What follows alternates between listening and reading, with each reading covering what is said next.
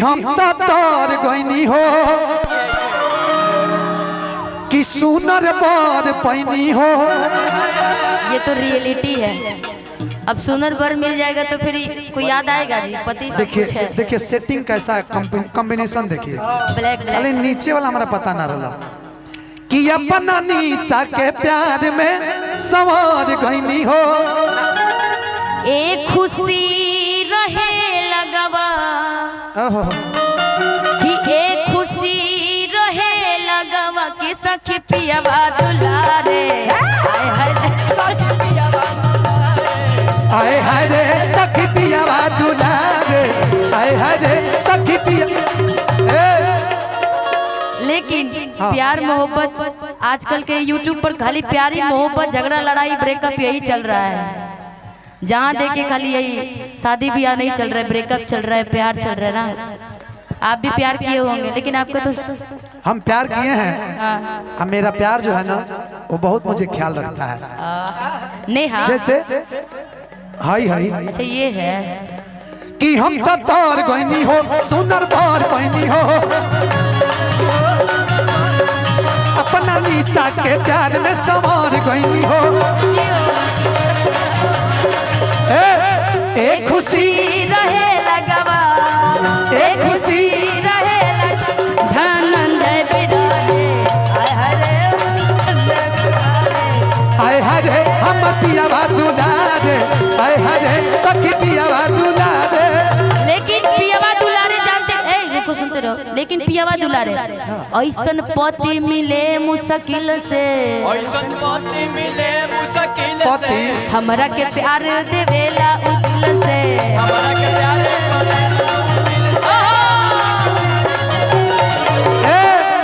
कि ऐसन पति मिले मुश्किल से। अब आप पत्नी पर आइए।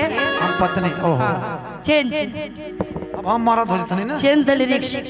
हाँ अब पत्नी पर आइए। कि ऐसन मौगी मिले मुश्किल से, करल प्यार उ तो हमरा के दिल से।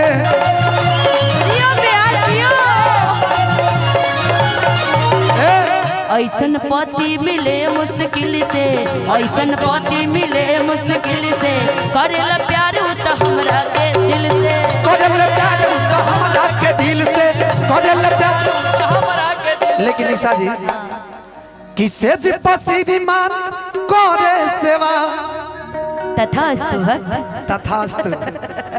अब हम फील्ड में जीते रहो जागते रहो और यूपी को जगाते रहो।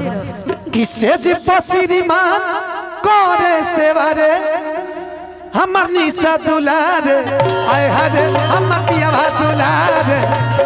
लेकिन रुको रुको भाई, लेकिन इस पे कौन चेंज आ गया कि इनके में हरी तमारे, आए हाय रे तो कि रोज मेहरी इमारे।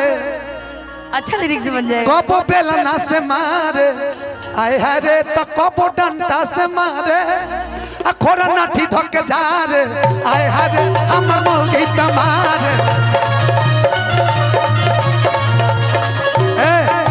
आओ कैमरा वाला भैया के देता नहीं बाबर ना होला बाबू खाली झमकवला से, लड़की के साथ दूगो फोटो खिंचवला से। ये मेरे इंस्टा पे गाना ट्रेंडिंग कर रहा है कि पावर ना होला बाबू खाली झमकवला से, लड़की के साथ खाली फोटो खिंचवला से।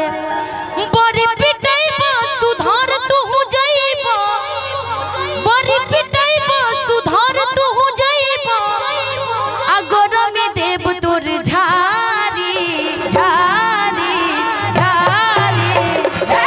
सुनिए पति देव जी तो कैसे बेलना चले देखा कलाकारी। सुनो सुनो पहले कि कैसे बेलना चले देखा कलाकारी। ध्यान तो इधर दो कि मैं हरी से सीख रंगदारी, मैं हरी से सीख रंगदारी, मैं हरी से सीख रंगदारी। पावर ना होला बाबू खाली झमकवला से, बाबू के साथ खाली फोटो खिंचवला से।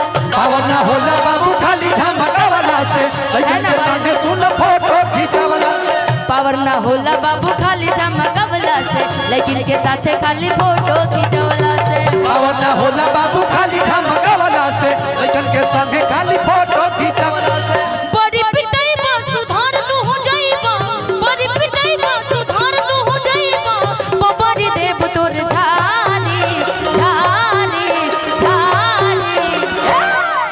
कैसे झाड़ू चले देखा कलाकारी, अच्छा तो कैसे बेलना चले देखा कलाकारी।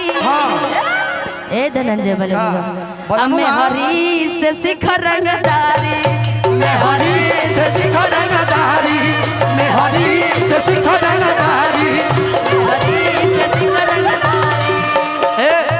मैं हरी से सीखा रंगदारी ना। क्योंकि कोई कितना भी आगे हो लेकिन मेहर से बड़ी डरता है, पत्नी से बहुत डरता है। मैंने काहे डरे के हो? अरे घर में कलेश नहीं ना करना, टाइम से खाने ना मिली। हम लोग जाएंगे पप्पू जी के ढाबा पे, अच्छा वहीं पे रोटी पकाएंगे। हाँ। कौन देगा रोटी पका के? ढाबा वाला। ढाबा वाला भाई हमको रोटी खिलाएंगे, आना घर ही हम खाएंगे, हम माजा मार के फिर सो जाएंगे। तो फिर झाड़ू लगेगा ना जी। हाँ पत्नी जब मारेगी ना दरवाजा बंद कर देगी। डराए के बाकी डराए के बाद कैमरामैन फोकस करो इनके ऊपर।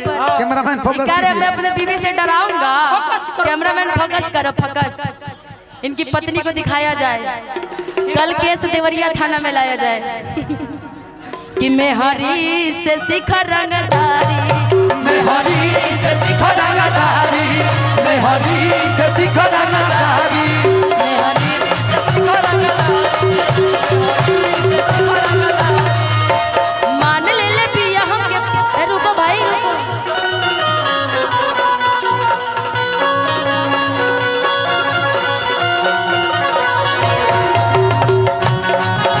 भैया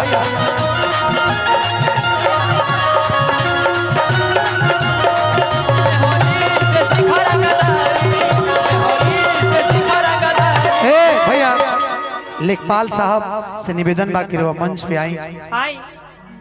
निवेदन बाप से पट्टा एगो हमनियों के वो कहीं लीक हो दी। निवेदन बा पट्टा की कट्ठा, पट्टा ही जब पट्टा चलेला पट्टा अपना अपना क्या नहीं खे, अपना क्या बीघा पट्टा ना करने पट्टा ना करला। 10 कट्ठा बीघा जो भी लिखना लिख दे सकते हैं। एहू जो होला बीघा 18 कट्ठा के जे बीघा होला। अच्छा हाँ, तो फिर इनके पट्टा पट्टा लिखना होला। हाँ हमारे यहाँ पट्टा जो सर में बांधते उसको कहते हैं। हमारे कोई कहते कि पट्टा लिख देते ना भाई उड़ा के लिए भाई तो बस। लेकिन चलो पता तो चला। बिल्कुल बिल्कुल। कल से हम तो बोलेंगे ये चीजें। लेखपाल साहब आवाज अगर जात होगे तो आ जाई तो बड़ा अच्छा रही। चूंकि ने प्रमोद भैया की भी फरमाइश बा कि मैं हरी से सीख रंगदारी,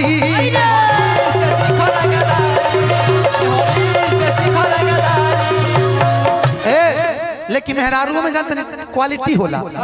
क्वालिटी का तो वो मेहरारू बड़ा मूड में से कैसा कि अरे आई हो दादा, मर्द नहीं होगा तो आपका काम नहीं चलेगा, लेकिन मेहरारू ना हो तो काम चल जाएगा ना प्यार से। कि अरे आई हो दादा। कैमरामैन इन पे भी फोकस करना है, इनकी बीवी को दिखाएंगे कि कैसन पियावा के चोरी तरबा। अच्छा लेखपाल साहब आ गए ना।